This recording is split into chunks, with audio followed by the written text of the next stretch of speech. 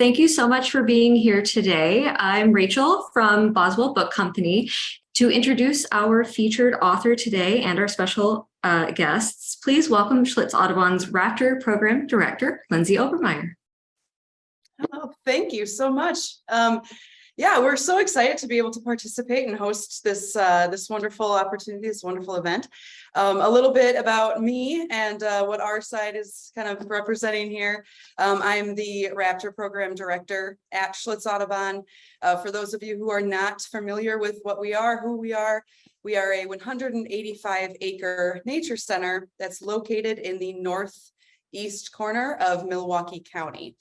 We are right on the shoreline of Lake Michigan, and we have an amazing array of educational programming and about 6 miles of hiking trails for people to come and experience nature in any way that they would like to. Our Raptor program, it's a very unique program, and we're so honored to be able to have it and share with people these amazing creatures. It consists of 15 non-releasable birds of prey. And when I say non-releasable, I think that's probably going to come up later in our conversations as well with what that means and why these birds are here. And what they do is they go out for education and go throughout the community to educate about their wild counterparts and hopefully inspire people to be a little bit more aware of the nature around them and any animals really. But right now, one of our favorite focus and one thing that's very popular and has a lot of fans in our community are our owls. And I'm so excited to be able to introduce you to Miriam Darlington, the great author of this amazing book called The Wise Hours. Here it is. I absolutely adore it. So Miriam, thank you so much for joining us. Thank you, Lindsay. It's a pleasure to be here, and what a privilege to be able to join in with a webinar that actually is going to be having live owls too. I've been so excited to actually have a Zoom with owls. I've never done that before.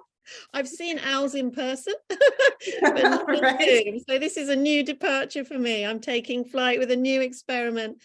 So yeah, I wish I could be there with you in person, actually touch the owls. As we all know, it's so exciting to be close to these creatures and to get to know them in person, to be able to feel what it feels like to be touched by the downdraft of their wings as they silently fly over you. And this is one of the things that inspired me to write this book.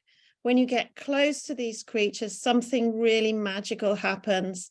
They're so human-like in their appearance, and yet they're so alien. They're raptors, they're predators. There's something slightly reptilian about them. And at the same time, they've got these lovely flat kind of human seeming faces with this downward facing bill and these large kind of raptorial eyes which stare at you, which seem to be attempting to communicate something when actually in my experience all they're saying is get out of my space or you can't see me, I'm a twig. So yeah, the reason I started writing this book was because I had this intense encounter, unexpected encounter with an owl when I was out tracking a different creature. I was tracking wild otters on the sand dunes in Northumberland, which is an area in northwest Britain. It was cold, it was winter, and I was lying by my campfire waiting, staking out these otters, when along came this creature which landed by the side of my campfire, and it was a migrating short-eared owl. I've never seen such an owl before in my life. We're being joined in with here by the song of the owl, and I said that is going to be the next creature I write my next book about, because it was so beautiful and so spooky and unsettling, and this creature didn't seem to know what I was. Short-eared owls migrate, and they often come from places where they haven't seen people before. So if an owl gets close to you and doesn't seem to react with fear, it may well be because it hasn't seen humans before, particularly, I suppose, in areas, wilder places in the northern United States, and wilderness areas, if they've come from there, they might not have seen people. Right. So my first experience after that of getting close to an owl, when I started my research in depth, was I was sitting by my balcony in my living room, gazing out at the dawn. It was December. And I was thinking to myself, I really must get started with this research. And the mist was rising and the steam was coming off my teacup. And I looked out my window rather dreamily, and suddenly out of the mist, like a kind of omen. I mean, we assign meaning to these things, and this did seem meaningful.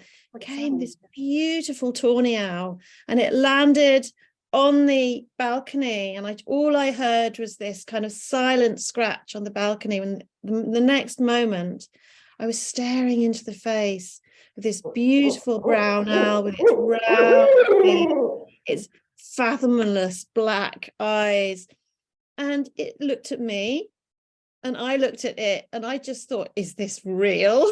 This owl had come to me out of nowhere, like a sign. And from that moment, I went to discover more about tawny owls. It stayed for a few moments. And I remember I stood up and thought, can it see me? Because it was looking straight at me, but it didn't seem to respond as if I was a threat. So I just stood up and I went to the window and I touched the window, at which point the owl realized what I was and just spread its wings, and it just flew down over my garden. Silent, like the wash behind a wave. It was just so stunning. And I think what unsettled our ancestors about these creatures and what makes them so unnerving is the silent flight. Mm-hmm. And they have these specially adapted wings. I'm sure Lindsay will tell us more. The feathers have, on the leading edge, they have, I think they're called fimbriae or fimbriate edges, which break up the air. And then the trailing edges of the primary feathers just seem to melt into nothing. So you can always tell when you found an owl feather. If you brush it against your cheek, you can't feel anything, or it's just the softest brush of air. So yeah, that was the beginning of my journey. And there's lots more to tell.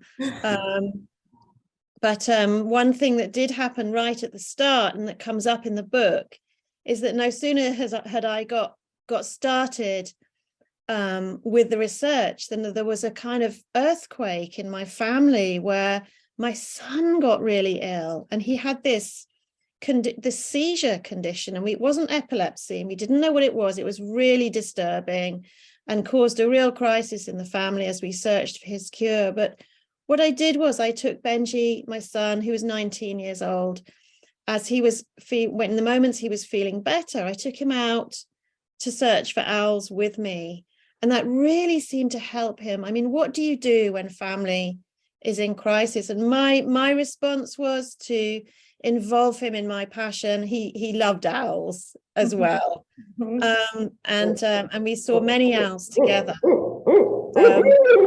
One in the marketplace was a captive owl, which enabled us to get really close. It was a great grey owl with this huge facial disc, with these incredible, almost like a radar, with ears hidden away in there. I think the owl, Lindsay, I think the owl that you're holding needs to make an appearance now. I think we're all wanting to see who this vocal person is. You don't have tawny owls in Wisconsin, I think, where you are. That's correct. And I mean, one thing I wanted to add, and this is Perseus, everybody, and Perseus is a barred owl. And these owls are found all throughout Wisconsin. But one thing I wanted to add also, just from what you were just saying, I love how you had an experience and wanted to learn more and chased after that, and it became a passion. And it's throughout your book, but this was something you and your son, you found solace in it, and you found comfort and support.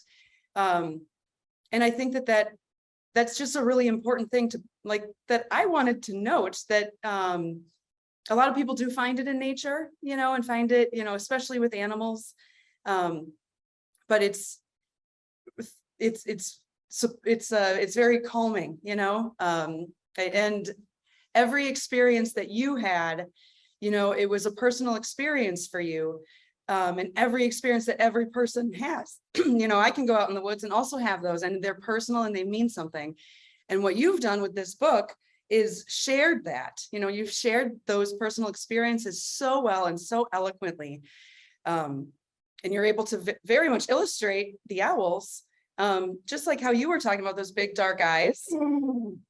Here's Perseus's big dark eyes. Look at those. Look at those. I mean, indeed, Lindsay, what I tried to do was bring back the story of how it feels to get close to one of these creatures, and if not to get close, to follow your curiosity, and how that is an adventure in itself. Even if you just hear the owls, they're there, and there's something incredibly enticing and magical about that. But just looking at Perseus, he's what a stunning creature. I think he's a little bit bigger than our tawny owls, and I've heard that barred owls are quite aggressive in the wild.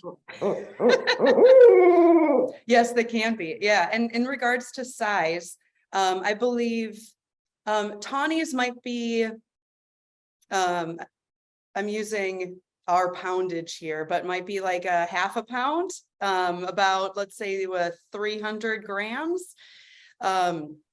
Perseus is actually a female, and she's bigger. And she is right now weighing in at a hefty, very hefty 1,000 grams. Whoa. I know. She's almost too big to fly. Yeah, I know. That's what we tell her. But she's a very big barred owl. No, you're not fat. You're just fluffy. Exactly. It's all just feathers. It's It is. Yeah. And that's the thing about owls, and you talk about feathers a lot. In that their actual body, then their body size is like Perseus's body size is probably this wide, and everything else is just feathers. And it helps with that silent flight that you were talking about. And one thing that I like to say to people, if they can't really like picture what it is, it's like eyelashes, like running down the length of that feather. But it also, it allows them to have that silent flight. Which I think also then adds to that allure, and that beauty of owls, because, they're quiet and they're mysterious. And yeah, when they're flying, it's just, it's both like a gift you're experiencing, but also kind of like ghost-like, and it's something very special. Looking at Perseus there, I can see that she's almost all feathers, and then, like you said, Lindsay, but underneath the feathers, if you were to put we wouldn't do this, of course, Perseus, but if you were to put your finger in where I don't know if she's got asymmetrical ears, but she might have like barn owls, but if you were to put your fingers in, it would be quite a long time before you reach the actual skull of the bird. The skull is this small little skull. I'm sorry to say, quite a small brain. It is accurate. Yeah, they are built for stealth, aren't they? Built for stealth, but we assign wisdom to them. But actually, they're very, very good at being owls. They're perfect predators. Yes, every single adaptation is for a murder by stealth on their prey, which might be small rodents or other birds, I suppose, in the case of the barred owl. What does she feed on? Right. Yeah. So actually, out in the wild, here in Wisconsin, barred owls are one of the few owls that will go fishing. So they actually like to hang out around wetlands and marshes, and where there's really good high quality habitat, but they'll catch crayfish, they'll catch fish, they do catch small rodents, but they've been seen diving into ponds to catch fish in there. I have a wonderful story. When I was doing my tawny owl research, a friend wrote to me and said, do you know what could be taking, this is a suburban garden, what could be taking my goldfish? They keep disappearing, and I think it might be an otter. And I said, you're not near any rivers, you're not close to any streams. And she put up a night vision camera, and the next night she filmed this tawny owl, like the barred owl, like you said, pouncing down to the edge of the pond, taking the prize goldfish and sneaking off with it back to the nest. This was breeding season, so it was probably to give the chicks a wonderful fish oil meal.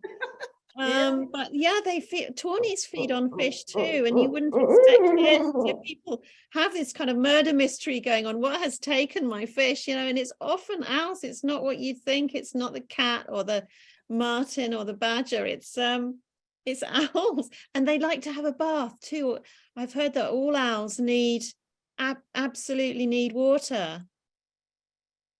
Yes, definitely.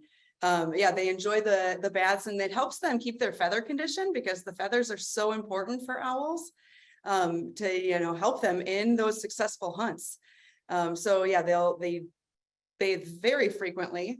And in fact, like Perseus here at Schlitz Audubon has a nice big tub for her to be able to take baths regularly and drink as much water as she absolutely likes. She loves playing in her tub. Look at those owls, and I think I'm right in saying the owls with the very dark eyes, because owls have all different colored eyes, don't they? And the owls that have black or very dark brown owls are the night hunting owls. And then the other species, the little owl that I'll talk about in a moment with the yellow eyes, and the eagle owl with the bright orange eyes, and the short-eared owl that I saw at home in England as well, all have yellow eyes, and that indicates that they're more likely to be daylight hunters. Am I right? That is correct. That is correct. Yes. And yeah, or like dawn and dusk hunters. Yes. But yeah, the ones that have the dark eyes are like the true nocturnal hunters. And in fact, our next guest actually has yellow eyes. So Perseus is saying goodbye, even though I don't think she wants to leave, because we have some others to meet. But our next one has yellow eyes. So I will go and get her. Well, bye, Perseus. I'll tell the participants all about my next owl, which is the little owl. And I went to see, after I'd looked at tawny owls in Britain, I kind of enlarged my search to look at the next species that we have. We only have 5 or 6 species in England. And the next one was the little owl, which is actually not a native species. It was introduced as a kind of ornamental addition by the Victorians, as something which would just contribute more interest, because we didn't have very many raptors in Britain. And the little owl is perhaps one of my favorites of all the owl species because of its facial characteristics. So little owls have these incredible eyebrows. They have white eyebrows and occipital eyes on the back of their heads.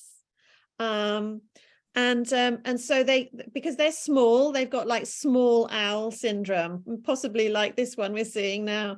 The little owl has little fake eyes on the back of its head, so that anyone coming from behind will think they're being looked at. So it's to deter predators.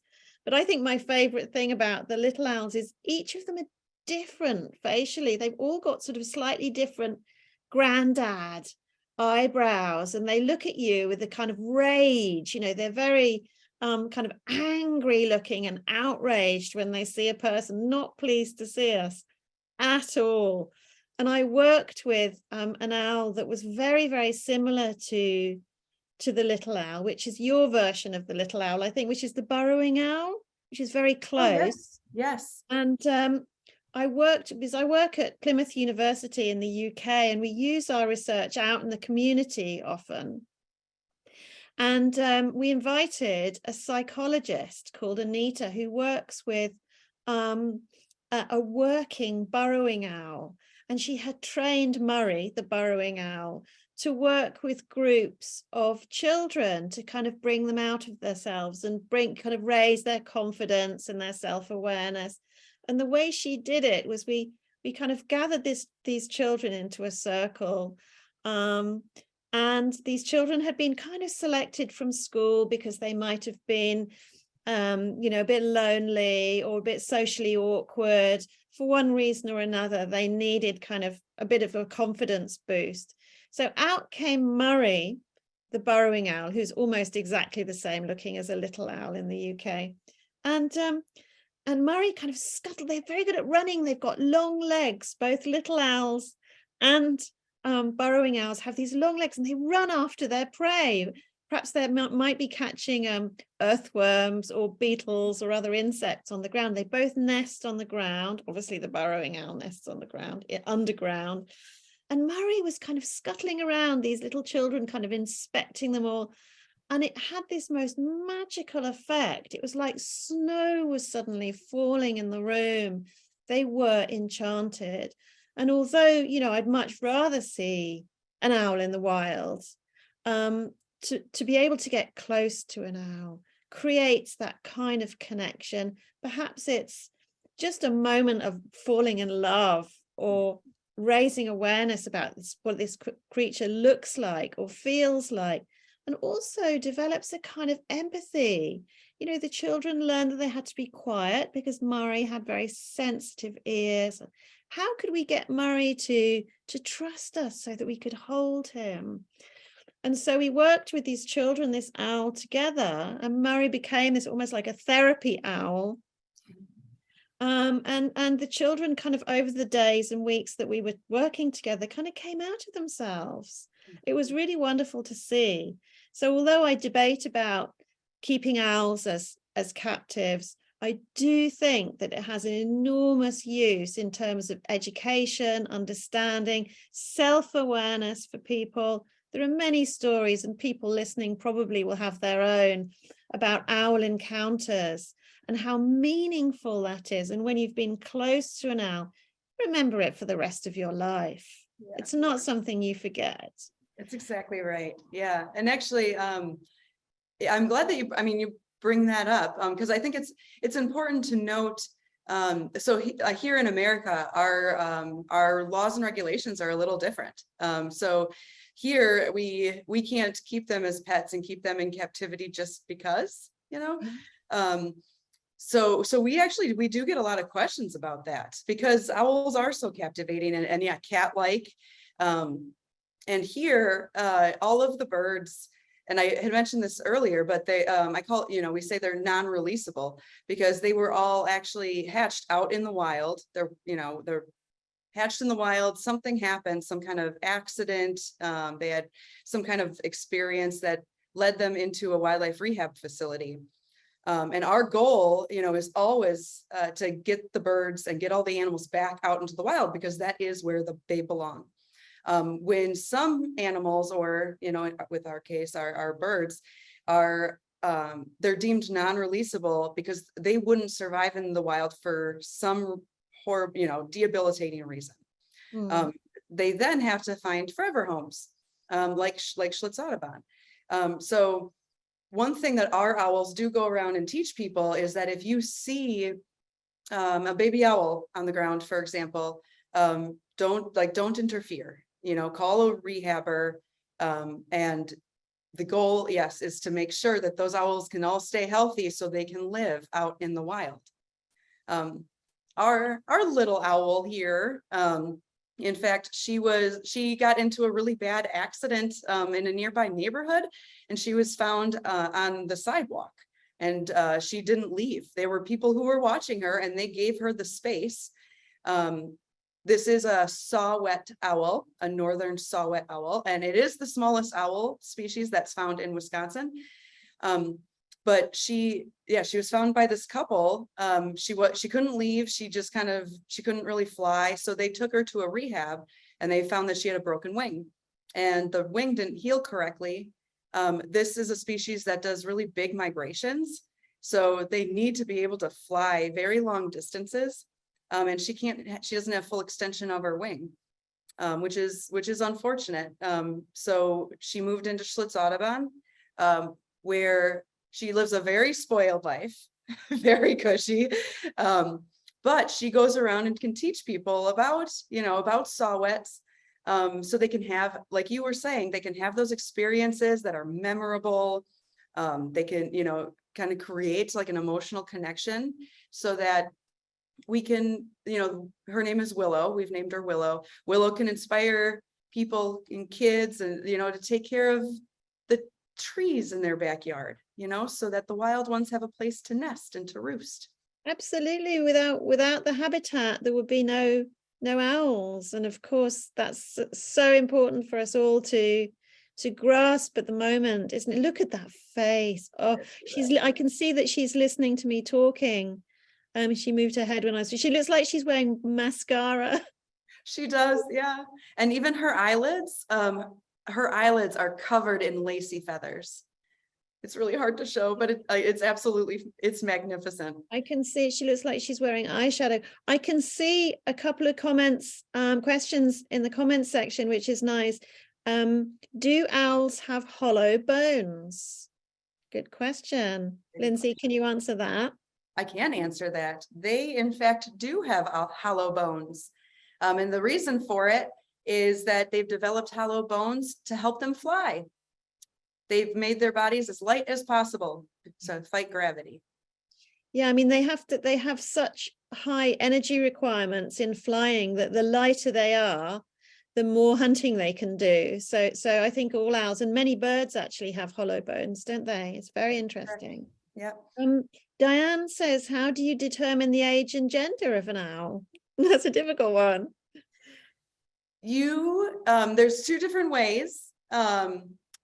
The female owls are in general bigger than the males, the boys. Mm-hmm.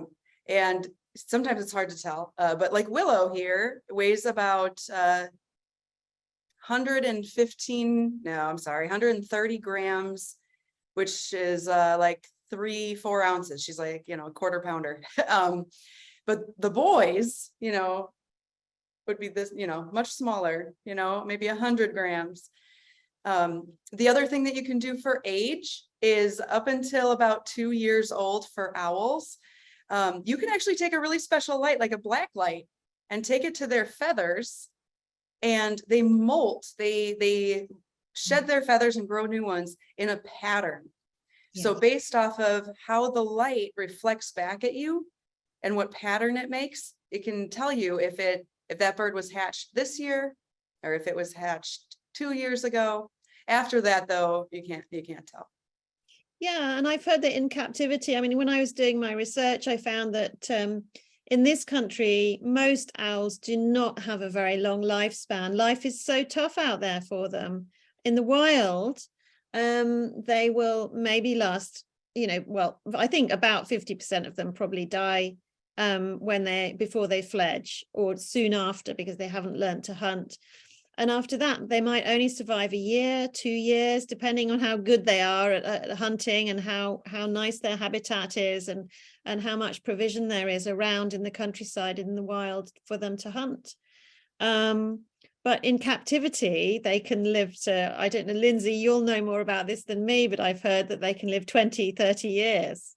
We actually hope to double the life expectancy of the birds. The bigger the bird, the longer the lifespan. But you're right. I mean, in captivity, they don't have to worry about predation, a lot of the illnesses. So that's how we get that. Yeah. I can see a really great question, which I'm dying to answer in the chat, which is there any specific survival reason that owls can turn their heads so far around? And there's a really nice scientific explanation for this, which is as owls were evolving as nocturnal predators, they evolved really big eyes, but their eyes were so big and heavy, so they could see at night.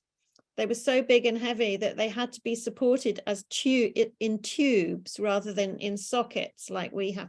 So they couldn't turn their eyes. So whereas we can kind of roll our eyes around, owls can't do that. Owls' eyes are fixed in their heads, which explains why they have to turn their heads.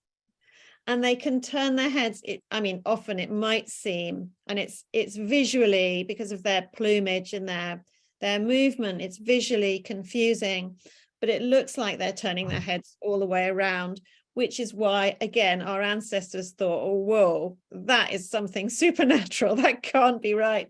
But they turn their heads, not 360, not all the way around, but they can get their heads 270 degrees around. So it's a good turn there, and so it looks magical, but it's not at all.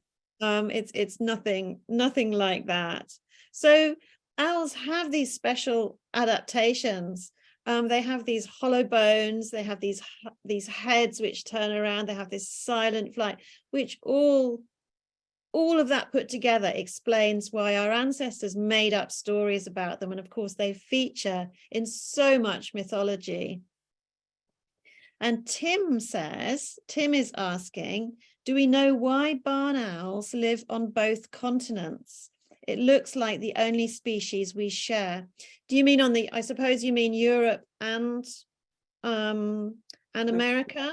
Or it might be North and South America, but actually barn owls appear to be very, very widespread in lots of different subspecies. The barn owl family, the Tyto family, it seems to be all over the world. Why that is interesting. I mean, it must be a particularly successful species. Lindsay might know more about that reason than I. I mean, I think they originally evolved, certainly in Europe, they evolved as kind of hot, dry country creatures, and they moved north slowly as the ice sheets melted, and they were able to fly and migrate and move and colonize further and further and further north. But interestingly, barn owls are not waterproof. They need to live in places where either they can get shelter in barns or that are warm and dry, because they're slightly wimpy when it comes to weather. But we've got a great horned owl, which reminds me, I'll talk more about barn owls in a moment, but the Eurasian eagle owl was the next owl I was going to come to. And I know this owl has been in the news in the US, because I think he's called Flaco, had escaped or flown his enclosure in Central Park in New York. And I don't know, I've been following the story on Twitter. I don't know what's happened, but the eagle owl, I mean, I think that if any owl were to survive escaping captivity, that is the owl that would have the best chance. I went to study them in Finland, in Scandinavia, sort of across the North Sea from Britain, eastwards. And they're not native to Britain, but they do live in a kind of feral population, which we think has been released. But this is a powerful owl. I think it's probably the biggest owl, although some would debate that the Blackiston's fish owl, which is even meaner looking than the eagle owl. But, which is bigger, we don't know. But in any case, this owl has this kind of satanic orange eyes, talons that would rip your face off if you got anywhere near it. And indeed, in my experience, they do wish to if you get near to them in the wild. Do you want to say a little bit about the great horned owl? Well, I mean, because part of this bird is complementing the things that you're saying, and I wanted to lift her up so people could see those really big talons. But yeah, so what you're saying, I mean, the eagle owl is definitely one of the biggest, strongest owls out there. And yeah, just not afraid of anything, definitely alpha. And here in Wisconsin, and actually in North America, one of our largest owls is the great horned owl. So this is our beautiful Zari. Zari is actually our newest ambassador, and she is definitely one of our largest birds. She weighs in, oh man, can I even remember? Is she at 2,000? No, 2,000 grams? 2,000 But grams? look at those feet. I'm looking at her feet. Yes, yeah. She looks like she's wearing boxing gloves. She really is. I know, super and very, very strong. So, I mean, owls are in general very strong, but if you took your fist and you tightened it as tight as you possibly could, Zari can grasp or squeeze 8 times stronger than you with these feet. Wow. Yeah, and so like here in Wisconsin, these are definitely our apex. And they have the horns, just like the eagle owls do. And I think, yeah, you've mentioned this, but the horns that are up there, they're feather tufts. And they actually have nothing to do with hearing whatsoever. And instead, I like to say that they're like eyebrows, or, you know, like emotional barometers. That when they're totally straight up and down, it helps them camouflage into a tree. But it also kind of communicates to other owls that they are less than happy. Yeah, like a cat, indeed. Cats will communicate with their ears, won't they, when they're kind of not happy or happy. I mean, it might be the opposite with owls, though. It might be up for threat and down for, I don't know. Yeah, down for comfortable, like the way Zari's are right now. Yeah, Yeah. definitely. A question from Gabriella says, what are the main threats to owl survival? And this is a really useful thing for us to talk about, because probably there are things that everybody can do actually to help owls. Of course, it's very sad to say that the main threat to owls, well, there are two, in my opinion. Probably the first one is people. I'm sorry, but we have encroached on their habitat. We have poisoned rodents that they feed on. So that the difficult truth is that if we poison rodents using rodenticide, that poison doesn't act straight away. So the creatures, little rodents, are running about for a few days. Owls are feeding on them because they're still there. Maybe they're a little slower. And slowly the poison builds up in the owls, weakening their system and potentially killing them eventually. So there's a threat from humans there. The other threat is encroaching on their habitat, felling trees, deforestation. Cars, you know, owls are not evolved to fly out of the way of a car, so everyone can drive a bit more slowly. I think you have better, stricter speed limits in the US actually than we do over here. People drive a bit fast in the UK, but nevertheless, if you're driving at night, you know, just slow down a bit. I mean, it's not difficult, and also it's good for the planet, so it's a win-win. What are the other main threats to the owl survival? Power lines accidentally flying, especially big owls like the great horned owl and the eagle owl. They will fly into power lines at night and get killed that way. So it's humans, encroachment, habitat loss, you know, chemical pollution, climate change, of course. Something that we're seeing at the moment. Extreme weather affects the wildlife probably even quicker than it does us. We have our houses to shelter in, we have our central heating. Owls don't. You know, if they don't feed for a few days, they're so light they can die, particularly the barn owls, which are very, very lightweight owls. I don't know, Lindsay, I think I've covered it. Can you think of anything that I haven't mentioned about threats to owl survival? No, I think you definitely covered it. And here in North America, and especially in Wisconsin, one thing we talk about a lot is, I mean, you touched on it, but the habitat loss. I mean, there's even simple things that we can do in our own backyards by keeping trees up, or, you know, only taking down parts of trees, because owls, they need that, especially because they're cavity nesters. Mm-hmm. But yeah, it's something. The other thing, you brought it up with the car accidents, but the other thing that I would think it's important to note is to not litter, because what happens is that we litter and it's around our roadways, and it actually then attracts rodents, which then attract the owls, you know, so we can. Yeah, that's a really good point. People wonder why driving at night they often see owls perched by the side of the road. Well, it's because there's litter that's attracted, you know, rodents and creatures feeding on that. So, you know, there's a cause and effect that we can think about, and if we're mindful, it makes perfect sense. You know, look after the environment, because that's the owl's home as well as our own. Mm-hmm. Which brings me on to, perhaps I should talk about the barn owl, just to finish with, because the barn owl where I live, I discovered was possibly the most fragile owl, partly for the reasons I brought up just now, which is the climate change causes them to get waterlogged. You know, if there's a rainstorm or it's very cold or there's some extreme weather, the barn owl really suffers. coupled with that, in Britain, they need old, quiet buildings to nest in. So if we develop those, if we knock them down and build nice new houses without any thought for the owls, they've got nowhere to breed. Just like if we take down mature trees, they've got no breeding places. So if we poison their food and take away their places to live, you know, you can see it's the perfect storm for owls.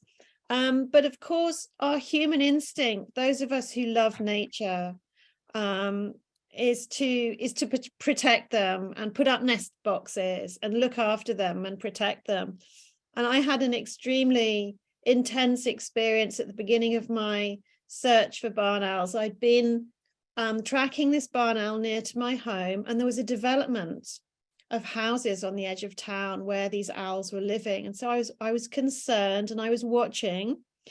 And one day I was out in the fields, and I'd seen this owl flying, but it disappeared. And I was just walking home, and it started to rain. So I found this old, broken down old farm building and just went inside the doorway to shelter. And as I went in, there was a kind of rattlesnake hissing sound. Almost like, but we don't have rattlesnakes in this country. So I thought, what can it be? But there was something in there, and I just took a step inside, and the noise got louder, kind of sound. And I think most of you will probably know what I'm going to say happened next, because on the floor of this old broken down barn, there was a barn owl chick, the little downy, fluffy, big-eyed, kind of wincing owl. And I looked up, and at the top of the wall, there was a nest. Oh, look at that. There was a nest of downy snowdrift of 3 other owlets. And so I thought, what can I do? And of course, the instinct is to rescue. And Lindsay was saying, often if you see an owl chick, you should just leave it. The parents will come. And in fact, tawny owls have great climbing skills, and they can climb back to the nest. The barn owl couldn't do that. And plus, I knew that there were foxes feeding young in the area. So I thought, I'll just put it back. I'll just make sure the parents aren't around, climb up and put it back. So I checked it was all right. So I've been working with the Barn Owl Trust. I knew, you know, what should be where in terms of its wings and its legs. So I checked the owl was okay. And then I put it inside my shirt, which I shouldn't have done, just loosely inside my shirt so I could carry. I climbed up a little way to this nest, put the barn owl chick back, and stepped away. And I really felt like I'd done good there. And I left them, and later the whole family fledged, which was really lovely to see. But I think in general, it's probably not advisable to do that. In this country, you need a license for checking out barn owl nests. So at that point, I didn't know that. So I probably wouldn't do it again. So call in the experts, children, if that ever happens to you. But barn owls are perhaps one of the most beautiful. I mean, look at this one. Can you tell us a bit about her, Lindsay? I sure can. And in fact, right now, oh, she's staring at the cover of your book. She must recognize her likeness. So this is Athena. And in fact, you actually mention the goddess Athene in your book. So she's named after that, the goddess of wisdom. Here in Wisconsin, and actually in America, the barn owl is endangered in the Midwest for all of those reasons that that Miriam mentioned, for habitat loss, for poisoning, how they can eat a mouse that has ingested poison and then they die from it. The owls do. So in Wisconsin, we actually, for a very long time, for about 20-30 years, we did not have barn owls nesting in the state.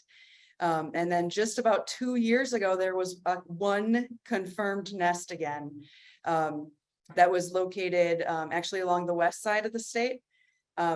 And they've been able to actually successfully have a few owlets, which is very exciting. And then also kind of referencing another thing that you had mentioned is that out in the wild, barn owls only live to be about 2 years old. 3 or 4 or 5 would be kind of an older barn owl. But that's because they're so susceptible to, like you're saying, they don't like weather. Here in Wisconsin, it gets very, very cold. So it's not really the best for barn owls. And yeah, the pesticides and habitat loss. But here with us at Schlitz Audubon, Athena is 4 years old, and we hope that she'll live to be even up to 15 years old with us. So she'll be around for a while. But you can see, yeah, the beautiful facial disc. They are one of the most captivating owls, I think. The beautiful camouflage, and she's going to show you her awesome head rotation right there, which I think actually came up in the chat. But that camouflage helps them blend in with their surroundings. And yeah, they can do that. They can do that great head rotation. I found out in my research, and I wrote all about this in my book, but there was a project, I think it was in California, it was in the US, and there was an experiment to find out whether more rodents could be killed using barn owls than with pesticide. And they introduced barn owl boxes, which there's a question about barn owl nesting boxes, along the side of the fields. And there was a particular rodent that was damaging the crops. Is it gophers? There was a little. Oh, gophers, yeah. Yeah, it was a small rodent, which we don't have in this country anyway. In this country, it would have been rats or something like that. But and they realized that that the owls could take more rodents than by poisoning, and it was cheaper to actually have owl nest boxes up and breeding owls than it was to deliver rodenticide and to kill creatures that way. So that was an amazing project, and really kind of educational for, you know, how we think about farming and how we think about wildlife. They can actually perform a service naturally. Exactly. Yeah. I mean, one of the questions says, can nesting boxes be built and put up for barn owls, given the shortage now of old agricultural buildings? Yes, absolutely. And I was working at the beginning of my book. I volunteered with the Barn Owl Trust, which is an organization for conservation of barn owls and educating farming practices, etc. And they have their own design of barn owl boxes. It has to be built to a certain specification, so you'll need to know, you know, what the owl need. And also, if you have a barn owl box, you have to remember, because they line their boxes with pellets and also dead prey, and this builds up and builds up and builds up. And if you don't clean them out once a year when the owls aren't breeding, the owlets either get a little bit squashed on their carpet of lovely dead voles and small rodents and rotting pellets. They either get squashed, or they will just fall out, because they can fall out through the nest hole. So that's one thing that we have to remember about, if we have, you know, it has to be to the right specification and built properly so it's suitable for that kind of owl. And it also has to be cleaned out regularly. Yeah, that's very important. And one thing we find here, like, and we always advise people that around like October, November, you know, maybe like early winter, to go up and clean out their boxes, because a squirrel or a chipmunk could have even like taken up residency. But I think that we have very similar breeding seasons as well. So, and you were talking, I loved your stories about, you know, relaying like the courtship, you know, and the breeding season, you know, of the owls, and how really, the air becomes filled with their hoots. And I mean, we're right in the middle of it right now. You know, we have great horned owls that are sitting on eggs in the wild here in Wisconsin. And yeah, it's like the most wonderful time, because you can hear them, you know, and it's one of my favorite sounds, is hearing owls at night.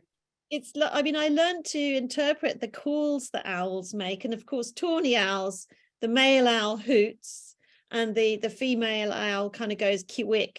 But also, when the male owl in many species brings the female, when she's nesting, when she's looking after the eggs, when he brings her delightful decapitated voles or something else delicious to eat, he'll make this gorgeous kind of warbling, kind of bibbling, bubbly sound, which is really like a soft little lullaby to entice the female to come and eat what he's brought. And it sounds like a very loving sound. And at the moment, it's the time for owl romance in this country. And I suppose, as Lindsay says, that's probably what they're doing right now. They're coupling up, and they will be hooting and singing and serenading each other.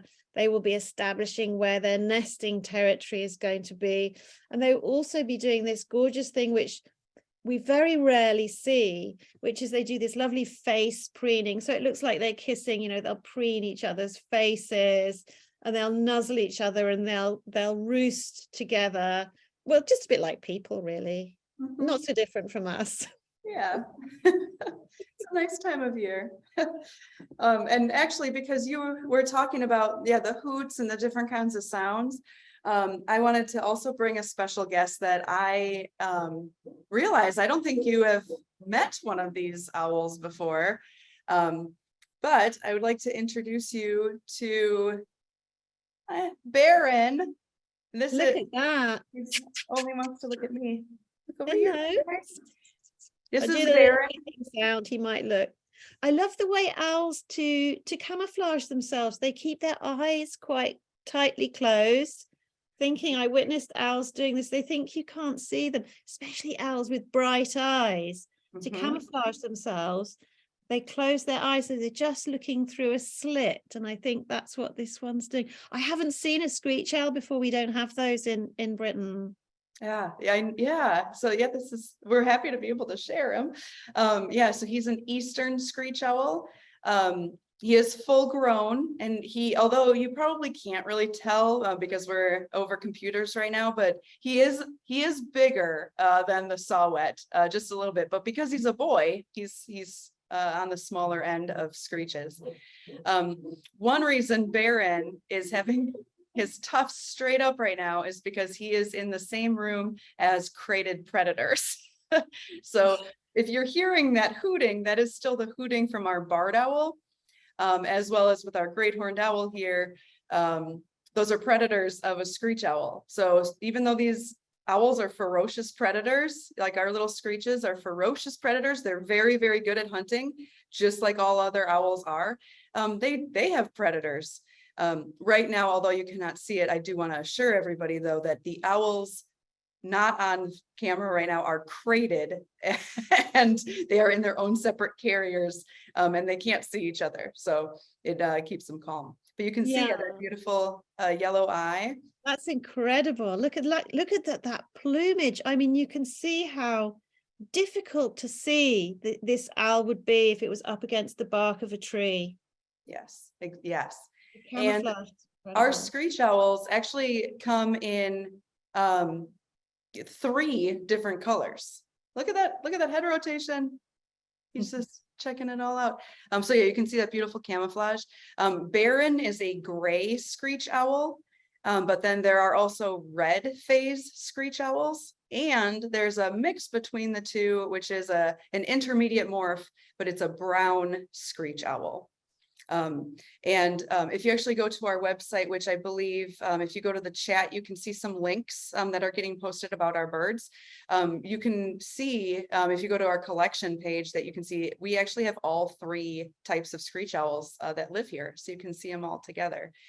But yeah, they're just, and this little guy, unfortunately, he was out in the wild and he was hit by a car. So the side that is facing you, that eye was removed several years ago to actually keep him safe. But you can see even his feet are perfect for hunting. Yeah, the grip they have is absolutely formidable, isn't it? It's the prodigious kind of punch and grab that owls have, and that clasp which would suffocate, any kind of prey or break their neck even. Exactly. Gabriella asked about the size of owls' brains. They seem to have such small heads, and I think I mentioned earlier that yes, they're known for wisdom, but actually, I'm sorry, owl, cover your ears, but they do have very small brains. But I like to think that rather than thinking, haha, they're not very clever, they're very, very good. They're perfect at being owls. So as far as, you know, owl intelligence goes, they've got owl intelligence. That's all they need. They're so very right. And nothing does their job better than them. You know, they're just built for it, built to be the best, definitely. Yeah, and Valerie says, I often see a group of crows raiding nests. Do crows hate owls? Yes, very much, because of course, owls will predate young birds, chicks, nestlings. So, I mean, a lot of mythology has kind of creation myths about how people were turned into owls as punishment so that all the other birds would hate them forever. And of course, other birds do mob owls because they're predators and they're a threat. Mm-hmm. I talk about that a lot in my chapters in The Wise Hours, how owls partly are so camouflaged so they can hide during the day from other birds and larger owls, because they're all, it's an owl eat owl world, but a bird eat bird world. But yes, so I think we might be running out of time, Lindsay. I can't believe that went way too fast. Did. And I'm so sorry not to be there and to actually kind of hold some of these owls. And it's so wonderful to see the screech owl. It's nothing like anything that we have in Europe. I mean, we have different owls, but nothing like that. It's absolutely fantastic. They're very special. Yeah. Baron von Screech. Baron von Screech. And yeah, they're cavity nesters, so they also need those nest boxes. So if you want to invite a screech owl to your property, put in one of those boxes that's designed for screeches, and hopefully they'll come and move in. Yeah. Yeah. Thank you. Hello again. This was such a wonderful program. Thank you both so much for doing this. I'm convinced that owls might be descendants of maybe aliens or something, because they're just so unique. I just wanted to pop in real quick to remind everybody that you can purchase a copy of The Wise Hours. It just came out this Tuesday. Well, thank you so much for having me. It's always a great privilege to be able to come and speak about one's passion. And I'm so passionate about owls and their survival. And if I could leave people listening with just one thought, it's, you know, go to the Raptor Center, you know, visit the owls, take your children and your loved ones and raise that owl love, you know, because we need these creatures. They're such an important part of the ecosystem, and we'd be less without them. So they need us to protect them. Thank you.